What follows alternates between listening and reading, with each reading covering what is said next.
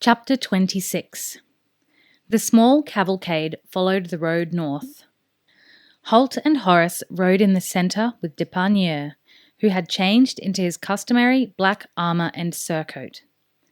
The raddled old hack that he had been riding was now consigned to the rear of the column, and he was astride a large, aggressive, and, as Holt expected, black battle horse.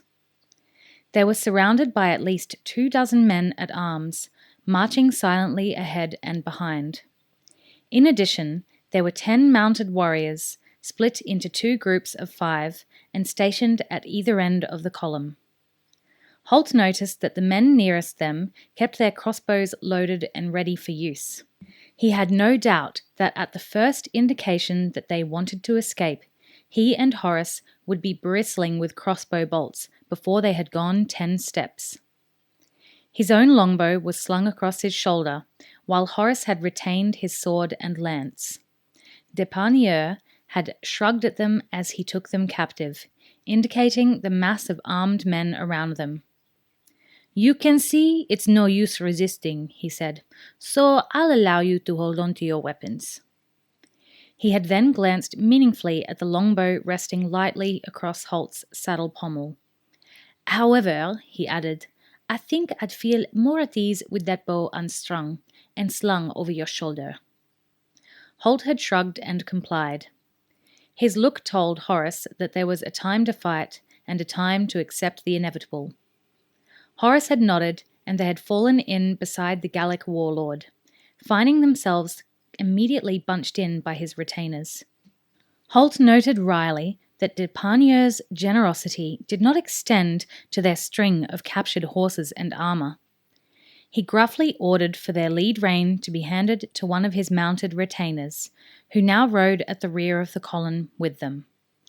Their captain noted with interest that the shaggy little pack horse did not have a lead rope and stayed calmly alongside Holt's mount.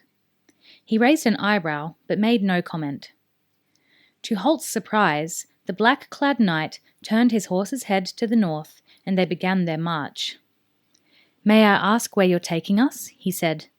Deparnieu bowed from the saddle with mock courtesy. "We are heading for my castle at Mount Sombre," he told them, "where you will remain as my guests for a short while." Holt nodded, digesting that piece of information. Then he asked further, "And why might we be doing that?" The Black Knight smiled at him. "Because you interest me," he said. "You travel with a knight, and you carry a yeoman's weapons. But you are no simple retainer, are you?" Holt said nothing this time, merely shrugging. Deparnieu, eyeing him shrewdly, nodded as if confirming his own thought.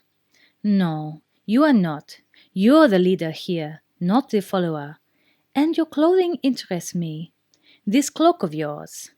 He leaned across from his saddle and fingered the folds of Holt's dappled ranger cloak. "I've never seen one quite like it." He paused, waiting to see if Holt would comment this time. When he didn't, Deparnieu didn't seem too surprised by the fact. He continued, "And you're an expert archer. No, you are more than that. I don't know any archer who could have pulled off that shot you made last night." This time, Holt made a small gesture of self-deprecation. "It wasn't such a great shot," he replied. "I was aiming for your throat." Deparnieu's laugh rang out loud and long. "Oh, I think not, my friend. I think your arrow went straight where you aimed it." And he laughed again. Holt noticed that the merriment, loud as it was, didn't reach his eyes. "So," Deparnieu said, "I decided that such an unusual fish might deserve more study. You may be useful to me, my friend. After all, who knows what other skills and abilities may lie hidden under that unusual cloak of yours?" Horace watched the 2 men. The Gallic knight seemed to have lost all interest in him, and he wasn't unhappy about that fact. In spite of the light, bantering words between the 2 men, he could sense the deadly serious undertones of the conversation. The whole thing was getting beyond him, and he was content to follow Holt's lead and see where this turn of events took them. "I doubt I'll be of any use to you," Holt replied evenly to the warlord's last statement. Horace wondered if Depanier read the underlying message there, that Holt had no intention of using his skills in his captor's service. It seemed that he had, for the Black Knight regarded the short figure riding beside him for a moment, then replied, "Well, we'll see about that. For the meantime, let me offer you my hospitality until your young friend's arm has healed." He looked around to smile at Horace, including him in the conversation for the first time. "After all, these are not safe roads to ride if you're not fully fit."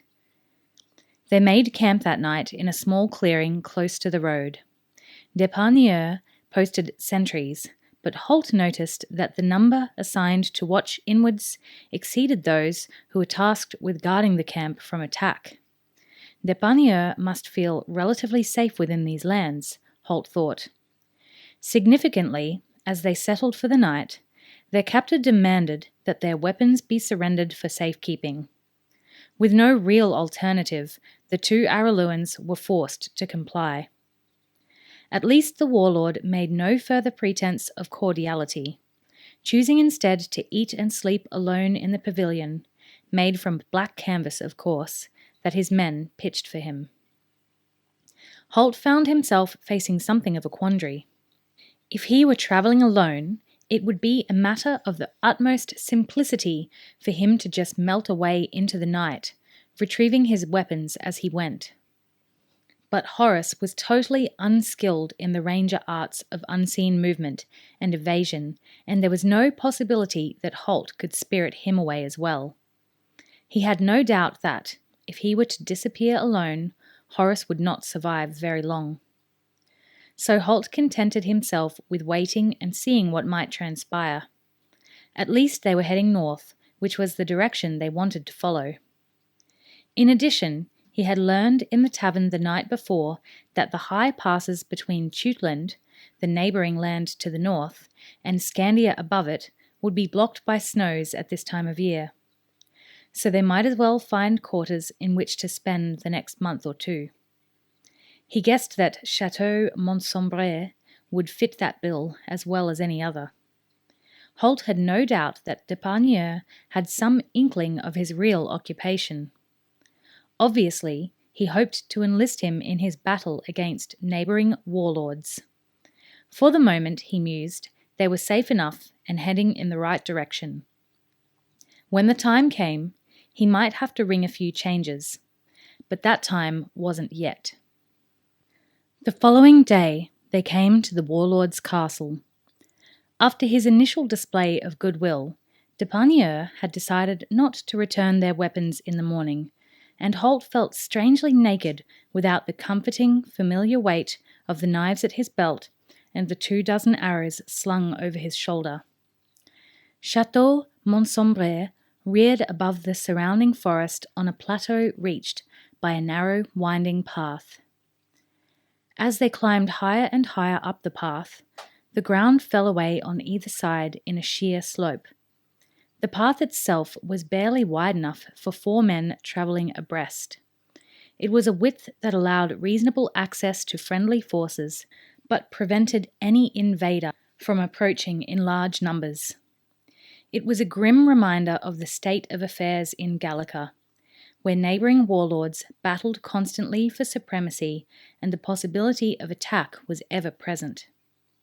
The castle itself was squat and powerful, with thick walls and heavy towers at each of the 4 corners. It had none of the soaring grace of Redmont or Castle Araluen. Rather, it was a dark, brooding, and forbidding structure, built for war and for no other reason. Holt had told Horace that the word Mont Sombre translated to mean dark mountain. It seemed an appropriate name for the thick-walled building at the end of the winding, tortuous pathway. The name became even more meaningful as they climbed higher. There were poles lining the side of the road with strange, square structures hanging from them. As they drew closer, Horace could make out, to his horror, that the structures were iron cages, only an arm span wide, containing the remains of what used to be men. They hung high above the roadway, swaying gently in the wind that keened around the upper reaches of the path. Some had obviously been there for many months. The figures inside were dried-out husks, blackened and shriveled by their long exposure, and festooned in fluttering rags of rotting cloth. But others were newer, and the men inside were recognizable.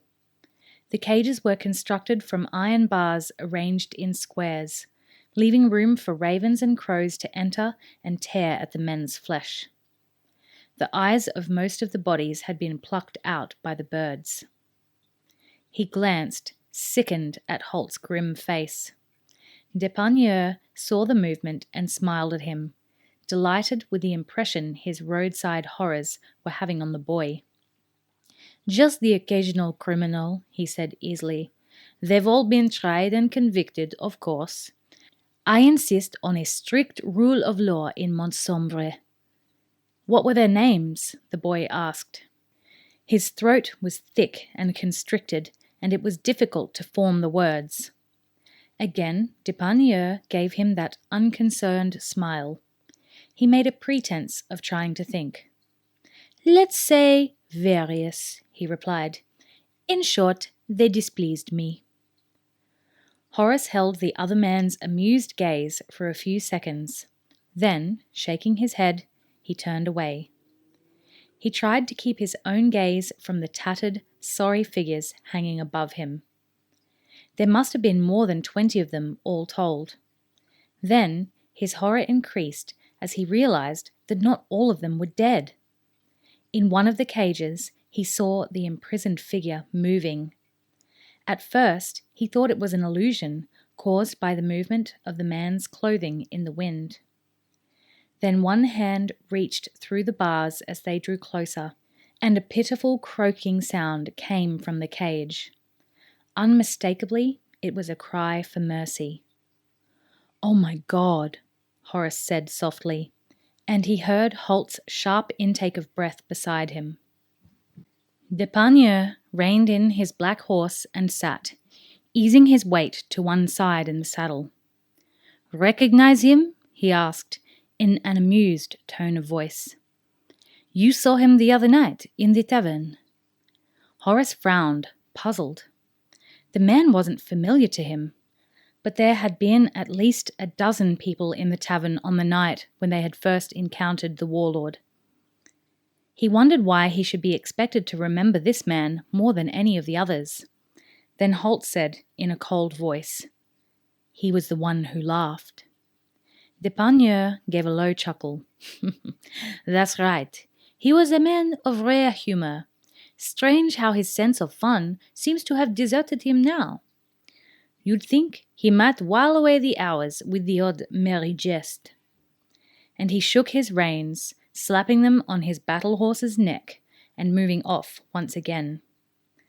The entourage moved with him, stopping when he stopped, moving when he moved, and forcing Holt and Horace to keep pace. Horace looked at Holt once more, seeking some message of comfort there. The ranger met his gaze for a few seconds, then slowly nodded. He understood how the boy was feeling, sickened by the depravity and abject cruelty he was witnessing. Somehow, Horace found a little comfort from Holt's nod. He touched his knee to Kicker's side and urged him forward. And together they rode towards the dark and forbidding castle that waited for them.